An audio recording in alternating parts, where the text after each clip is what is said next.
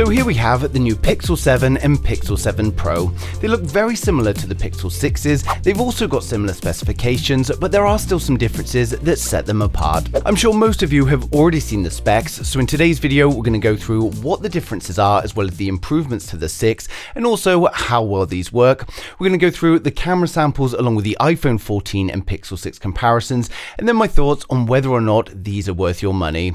Now with the Pixel 7s we get software updates along with new and improved features. Some of these are good and some of them are not so good, but we'll get into a lot more detail shortly. Now for the unboxing, it's exactly the same as last year. We've got a nice slim box. Inside we've got the phone, the USB-C cable, the USB-A to USB-C adapter, the SIM removal tool, and then the manual. Now as it's the same with most companies now, there's no charging brick in the packaging. You can see here that I've got the Obsidian Black model for the Pixel 7 as well as the Pixel 7 Pro. The Pixel 7 also comes in a snow as well as a lemongrass color, and then the Pixel 7 comes in snow as well as hazel. Now something that I've got to point out here is that there is actually a bit of an issue with my Pixel 7 Pro, and I hope that this is an isolated incident. When I picked it up quickly, I noticed a little bit of a noise, and then if I shake it, you can hear a rattle and it's coming from underneath the camera module. Now hopefully this is just on my Pixel 7 Pro, but of course the phone's been under embargo, so I'm going to have to wait and see if anyone else has this issue. Now the phone functions 100% as normal, and I've informed Google of the problem, and I guess if you were to have purchased this model, then you just get an exchange for another. But it's definitely something I thought I needed to point out in case it could be a weak point of the phone. Now with the Pixel 7 we get a 6.3-inch flat 90Hz OLED display, and then on the Pixel 7 Pro it's a 6.7-inch curved display and it's 120Hz. Now the Pixel 7 has a Full HD Plus resolution of 1080 by 2400, and it's also got an aspect ratio of 20:9, whereas the Pixel Pro gets the increased Quad HD Plus resolution of 1440 by 3120 and it's 19.5:9. They're both protected by Gorilla Glass Victus, but the Pro has a slightly brighter display with a peak brightness of 1500 nits compared to the 7's 1400. These are also pretty similar to the Pixel 6's displays, but they are 20% brighter in terms of the peak brightness. Now the bezels remain pretty much the same on the Pixel 7 Pro, but they've been slightly reduced on the 7. We get an upgrade to the selfie camera for both models with an 11 pixel camera that can now record at 4K at 60 frames a second, although we do have a slightly narrower field of view at 92.8 degrees. If we take a look at the rear, we've got the same 50 megapixel primary and 12 megapixel ultra-wide camera on both models, and these are also the same cameras that we used in the Pixel 6, but we of course have the new Tensor 2 as well as software updates. With the Pixel 7 Pro, we get autofocus on the ultra-wide camera along with the same 48 megapixel telephoto camera that we saw last year, but this time we've got a new 5x optical lens instead of 4x. This, paired with the new software improvements, sets the 7 Pro apart from the 6 Pro, and it allows it to perform much better across multiple ranges of zoom. Of course, you'll notice that the camera modules are also slightly different to last year's look, and while design is subjective, I think it's a more mature, sleek look, and although it's minor, it's a great improvement. Now both phones have rear glass panels, and the new camera module blends in better with more uniformity, and the more metallic look to the camera modules is also great. On the Pixel 7 Pro, we've got a polished metal frame, and then on the standard 7, we've got a satin metal frame. The phones are pretty lightweight as well, with the Pixel 7 coming in at 197 grams, and then the 7 Pro at 212, and overall they feel very well built. Of course my 7 Pro does have this rattle behind the camera module, but hopefully, as I said, it is a one-off incident, and maybe when jerry-rig everything takes the phone apart, we'll get an idea of what it could be. Now unfortunately, the rear camera module also already has some scratches on it. Now I don't use cases, but I'm fairly careful, and I was surprised to see these marks already, as it's not something I had with the Pixel 6. Now this most likely happened when recording some of my B-roll, but it's definitely something to keep in mind if you don't use a case, as this is no doubt going to get worse and worse over time. Now Google's mission with the Pixel isn't to provide these flashy new specs and get involved with the megapixel marketing we see on the other phones, but instead they're focusing on a phone that works well across the day-to-day tasks while providing great photography as well as security. Now this year we get the new Google Tensor 2 chipset. While it's not the most powerful chipset in terms of the pure synthetic performance, it uses AI along with machine learning to understand your needs and optimize accordingly. Now the Tensor 2 helps with your photography, it helps with things like removing background background noise on calls and live translation, and it now even transcribes the voice messages you receive if you want to read them at a time where you just can't listen. With Google in control of the chipset as well as the software, it really helps for the overall optimization of the phone. Now, for those of you that do care about the synthetic benchmarks, we're getting around 1056 for single core and then 3111 for multi-core using Geekbench 5, and if I compare this to my Pixel 6, it scores 1040 for single and then 2854 for multi. So it's still a nice improvement there, although minor. Now, if we compare it to something like the Z Fold 4 that uses the Snapdragon 8 Plus Gen 1, then this scores 1321 for single core and then 3965 for multi. So it's still a little bit behind the 8 Plus Gen 1, but as I said, this isn't what the Pixel's aimed at. It's also priced well below the other flagships like the S22 Ultra or the iPhone 14 Pro models. Now, that being said, it's perfectly good for everyday tasks as well as gaming. We're going to cover that at the end. With the Pixel 7, we get a more than capable chipset, it runs the UI well with no lag or stutter, and everything just runs great. It makes our day-to-day tasks an enjoyable experience while also helping with the photography. Now, I'm not going to run through everything that Android 13 has to offer because you guys have probably already seen that, but we do have some specific improvements to the Pixel. For a start, we now get 5 years of security updates, and they're also providing the Google VPN for free to Pixel 7 users, and this is great news. We get an improved magic eraser, photo and blur, and even a new cinematic video mode which is going to blur the background, the same as we see in the portrait photos. With the Pixel 7, we get a 4355 mAh battery, and then the Pixel 7 Pro gets a 5000 mAh. We get 30W fast charging along with 20W wireless charging, and we also get reverse wireless charging. With the new Tensor 2 chipset, we also get optimizations in the battery performance, but I have to say, as a heavy Pixel 6 Pro user, it's not something that I've noticed drastically improving. The battery life is great, and to be fair, I am a heavy user of my phone all day. I'm doing plenty of uploads to TikTok, Instagram and YouTube for my phone, and it's still lasting me the day, but don't expect it to be hugely different from the predecessor. For biometrics, we've now got Face Unlock along with the fingerprint scanner, and while many had issues with the previous fingerprint scanner, it does seem to have been resolved. Now, the phone unlocks for me first time every time, and it's also nice and quick, and I've been using this phone for about a week now, so that should be plenty of time to discover any problems. Now, one thing I find slightly annoying, however, is that when the screen is completely off, the fingerprint scanner is deactivated. You've got to turn the screen on first by pressing the power button or double tapping the screen, and you can then use the fingerprint scanner. Now, of course, with Raise to Wake, it's already on by the time you've picked it up. Just if it's on my desk, I can't unlock it without double tapping or pressing the power button first, and I just find it slightly frustrating. Now, Face Unlock works well and it unlocks nice and quickly, and I've tested this with glasses on and glasses off, and it unlocks no problem. If I'm wearing overhead headphones, however, it's not able to recognize my face, and I'm assuming this is down to it being a 2D face unlock as there's only one selfie camera to go on. So probably the main highlight of the Pixel 7 is its camera system, and again, they've used the same cameras over multiple generations, but they've really fine-tuned them to deliver some impressive photography. Apart from great photos overall, I've been very impressed with the zoom capabilities of the Pixel 7 Pro. While it's something that I've previously just avoided full stop, the Pixel 7 Pro zoom lets me go to a different range of zooms without just having the choice between 1x or the 5x optical zoom.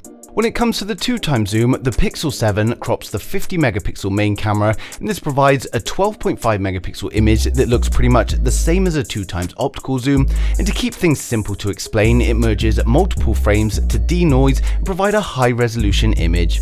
Now, if you want to go to say 3x or 4x, then it's going to take the photo from the main camera as well as the 5x telephoto. It then fuses these together to create great quality across all of the in-between zoom ranges. Now, unfortunately, this is for the Pro only, as the standard Pixel 7 doesn't have the telephoto lens, but it of course can crop for the 2x zoom. Similar to the 2x zoom, the Pixel 7 Pro also does the same cropping on the telephoto lens, and this means that we can zoom into 10x and get picture quality that's similar to that of an optical zoom at 10x, so we get great quality 10x zoom. Now, if we have a look at all of the zoom shots I've taken, you can see that the performance is just incredible. I took some shots at the maximum 30x zoom as well, detail, and of course we do lose a lot of detail here, but to be fair, it's still pretty impressive for a phone that's only got a 5x optical zoom. Now if we take a look at these zoom shots taken on the Pixel 7 Pro alongside the equivalent zoom of the iPhone 14 Pro Max, I have to say the Pixel does a much better job across all of the focal lengths. There's more detail, less blur and noise, not to mention the heavy processing going on with the iPhone that makes the colours a lot less accurate. Now when it comes to the primary camera on the Pixel 7s, as you would expect, it performs great. I can point and shoot without giving much of a thought, and we get nice, sharp, detailed photos. The thing I like the most about the Pixel's camera is that we get true to life colours with great exposure, and it just delivers a very natural photo. We can always see plenty of detail in the shadows, plenty of detail in the highlights, and it's not often that we're seeing things blown out. You can see here that all of the photos I've taken just look incredible, and although it doesn't cost the same as the expensive flagships like the S22 Ultra or the iPhone 14 Pro models, it is of course subjective, but I think the Pixel 7 is doing a better job. Now I've decided to run my comparisons against the iPhone 14 Pro Max's camera, as that's a pretty recent release, so we're just going to run through the photos now. So first up we've got the car, and of course photos are subjective, so maybe you prefer the photo from the iPhone 14 Pro Max, but personally I think the Pixel takes the win here. The photo is much more balanced on the Pixel, and even looking under the car we can see plenty of detail in that shadow, whereas on the iPhone it's lost most of it. It's the same situation with the tyres. We've completely lost detail on the iPhone 14 and everything is just a bit too dark and high contrast. The Pixel 7 Pro has also captured the sky quite nicely, whereas the iPhone has clipped a little bit of the clouds and also made the sky two completely different colours. Now if we add the Pixel 6 to the comparison, I have to be honest, I'm struggling to find any differences here, and they do pretty much look the same.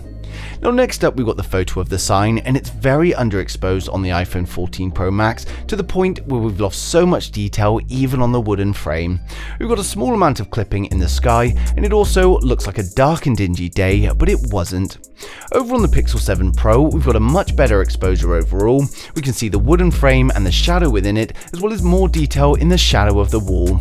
Now in the sky we've also got less clipping towards the bottom, and we can see more cloud detail overall, and this is pretty much non-existent from the iPhone. If we take a look at the Pixel 6's shot of this scene, you can see again it's a very similar photo, it's just slightly darker on the Pixel 6, the colours are also a little more saturated on the 6, but it is close, so I don't really prefer one over the other. Now next up we've got the post in front of a house, and to be fair this was a very hard shot. The sun was shining directly at the phone's lenses, and both have dealt with them differently. Now the iPhone has massively clipped the sky where we've lost a huge amount of detail. When it comes to the pole it's given us a nice crisp and detailed image. Over on the Pixel we've got less clipping in the sky, but at the same time the pole is blending into the background a bit more because of the light, and I'd say that we've got less detail on the Pixel 7's pole than we do on the 14 Pro Max. Now again, the iPhone 14 has made this an incredibly high contrast picture that is less true to life than the Pixel, but I do sort of like what it's done here. If we add the Pixel 6 shot to the comparison, I would actually say that the Pixel 6 did better, but as I said, because the sun was shining at the lens, I think this may just be down to luck. Now we've got the final picture, and again, the iPhone has really gone dark with the image. We're losing a lot of details in the shadows, and it doesn't look like a bright day when in fact it was. It's very high contrast and pretty heavy on the color saturations, whereas the Pixel 7 Pro has delivered a much more true to life image. The Pixel's retained a lot more details overall, and of course photos are subjective, but the Pixel for me wins hands down. Now it's interesting, as I said in my iPhone 14 Pro Max reveal, I felt the iPhone was underexposing the shots if left to automatic, and also blowing out those highlights a little bit too much, but I didn't notice just how much until I ran these comparisons against the Pixel 7. Now if we add the Pixel 6, there is a lot more highlight to the image, but unfortunately the sun started shining just after I'd taken the Pixel 7 and the iPhone photos, so they really can't be compared here. Now when it comes to the ultra-wide, it's pretty much the same story as the main cameras. The iPhone is dark and high contrast and a bit oversaturated, whereas the Pixel 7 keeps things light and a lot more true to life. We're able to see detail in the shadows on the Pixel 7, whereas the iPhone 14 has just completely made them black. On the iPhone, we can however see a lot more detail within the cloud, and it's made for a much more dramatic photo. Now again, it's all subjective, but at the same time I could look at adding some of these effects to the Pixel 7 in post-production if I did want to adjust these levels. Now differences between the Pixel 7 and the Pixel 6 are also very minor if any, and hardly surprising given it's the same cameras. And when it comes to the front-facing camera, we get great quality images from the Pixel 7, whether it's for normal selfies or portrait photos, it's going to deliver some great photos. If we compare them to the iPhone 14 Pro Max selfie camera, I have to say I prefer the Pixel due to the more natural lighting. The only thing to mention here, however, is when it comes to portrait selfies, the iPhone 14 Pro Max does perform the bokeh much better. The edges are much cleaner on the iPhone 14 Pro Max, and the Pixel 7 does a good job, but if we zoom into the Pixel 7 photos, we can see a few mistakes here and there, along with some fuzziness across the edges. Now with the portrait photos on the rear camera, it also does a good enough job. We get reasonable edge detection and a nice background blur. As always with the Pixels, it's a good enough portrait shot, but if you look closely into the detail, you will notice a few mistakes. If we compare it to the iPhone 14 Pro Max again, I feel like both are good at portrait shots, but the iPhone 14 just has much better edge detection thanks to its LiDAR scanner. And when it comes to the video, as you would expect, the Pixel 7 Pro performs great for 4K video, and I put it to the test on the top of a hill where there was lots of wind, so this is also going to give you a good idea of how well the microphone performs in hard conditions. Now we get nice true to life colors, a great quality image, and 4K at 60 frames a second, which is pretty much all you need.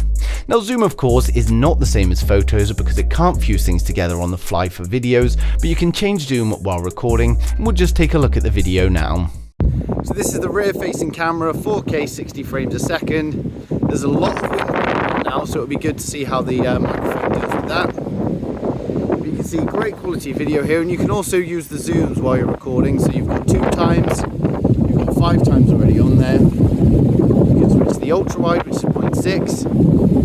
If you slide up, you can go between the different formats as well. So if we go here, this is 10 times. And it lets you go all the way up to 20 times in video. Now, unfortunately, when it comes to video, the iPhone 14 footage that I took to compare did cut out early, so I don't have that comparison. Next, we've got the selfie videos to compare them side by side. Now to be fair, both are looking pretty good. We've got great detail and my face is lit up quite well on both. Now I think here the look is going to be subjective, but in terms of color accuracy, the Pixel takes it. The Pixel 7 has the real tone which recognizes faces and then tries to map the tone more correctly, and if you look at the two, I'd say the Pixel is definitely better here, with the iPhone being a little bit heavy on the magenta for the skin tones. Now interestingly enough, the sky is also a different color on the iPhone and a lot lighter than it was in real life, so it's sort of looking like having a filter applied, whereas the Pixel is just the normal sky. This is a comparison with the front-facing cameras on the Pixel 7 and the iPhone 14 Pro Max. Both of them look good. The lighting is different between the two. There's quite a bit of wind today, so again we'll see what happens with the wind.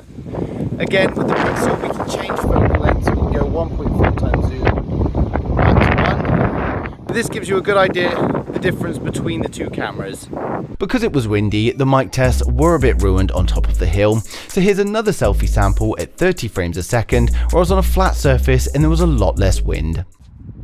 So this is the video from the front-facing camera of the Pixel 7. You can do it in 1080p or 4K, and another thing you can do is switch between 1 times and 1.4 times, and you can do that while you're recording, which is great. Now video-wise it looks great in the viewfinder, so I'm going to have to wait and see how that comes out on the computer. There is a bit of wind, so it's going to be interesting to see if the wind noise comes out as well. But this gives you a good idea of what you can expect from the selfie camera on the Pixel 7, and overall it looks pretty good. Now we've got the standard stabilization as well as a new active stabilization, and this is to give you gimbal-like stabilization, so we'll just take a look at how that performs when running down a hill. So this is the standard stabilization. So this gives you an idea what it's like walking. Now I'm going to hold it one-handed and run again. You'll see the difference it makes. Turn around. Run back up the hill. Again, I'm holding this one-handed, so I'll probably shake a lot more than I normally would, but that is what the standard stabilization is like. Now we've got the active stabilization enabled, so I'm just going to run. This is running, holding the phone in one hand, and we'll see what that comes out like. Just drop one of my phones, the Pixel. We'll turn around, run back up the hill, and see how the stabilization comes out like. Now, if we do a comparison with the iPhone 14 Pro Max, I'd have to say the iPhone 14 Pro Max wins here. Again, the iPhone 14 Pro Max isn't accurate with the colors, but there is a lot more detail and less noise. The Pixel's active stabilization is also 1920 by 1080, whereas the iPhone 14 Pro Max is 2816 by 1584, and it's also 60 frames a second compared to the Pixel's 30. Now, the Pixel also lost focus when running up the hill, so it's a clear win for the iPhone. Now, of course, we get an improved Magic Eraser and the photo unblur on the Pixel 7. The Magic Eraser is great, it works incredibly well and just lets you remove any unwanted objects from your photo. Now, the photo unblur is okay, it's very dependent and it works sometimes, but as it's just sharpening old images, it sometimes adds a very fake processed look a lot of the time, so I don't think this is something that I'm personally going to use. Next up, we've got the cinematic mode, and this blurs the background in the video. Now, to be honest, in my testing, I thought this was awful. It feels far from ready, and I'm a little surprised it was released in its current form. It struggles with tracking the subject, it struggles with the focus, and even when it does have the focus, there's this halo effect around the subject where the blur is too far from the edges. If we compare it to the iPhone 14, there's really no competition here. The iPhone tracks the subject better, has better edge detection, although we do still see a slight weird halo effect. Now, this is hardly surprising considering the iPhone 14 Pro Max has the LiDAR scanner and the Pixel 7 doesn't. Now, finally, we've got the night photos, and the Pixel does a good job as expected with the night photos, and it exposes everything nicely. Now, unfortunately, I've only had this phone for 6 days, so I wasn't able to get any interesting photos or some more complex ones, but as always, I'm happy with the night shots from the Pixels. They do well at reducing the noise, and even on the ultra-wide camera we get some good night shots, although it's not as good as the primary camera. Even portrait shots come out well on the night mode overall. Just again, if we look at the minor detail, you can see some fuzzy edges and a few mistakes with the edge detection.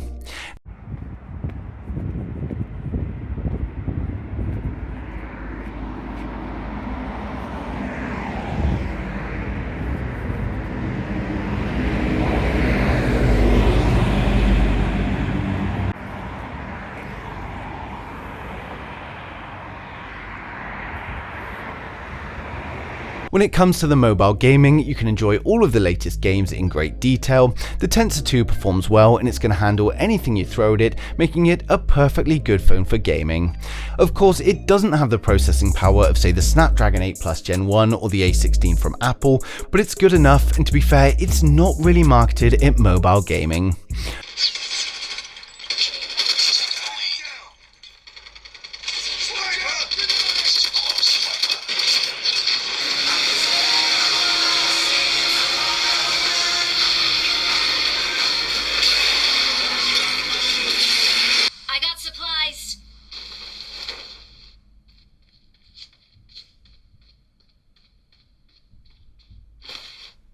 For media, both phones are great thanks to their nice displays and great colors, and Google didn't really say much about the speaker systems included in the phones, but doing a side-by-side comparison, I think the Pixel 7 Pro is capable of going louder.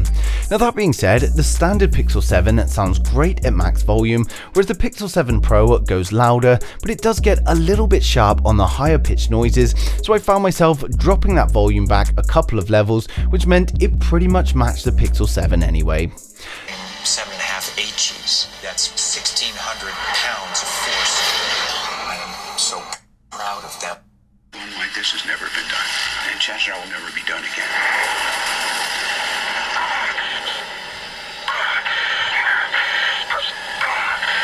So overall, the Pixel 7 is a great phone. Google is sticking with their own Tensor chipset, and with the release of things like the Pixel Watch and the upcoming Pixel tablets, they're building their own ecosystem similar to what we see with Apple.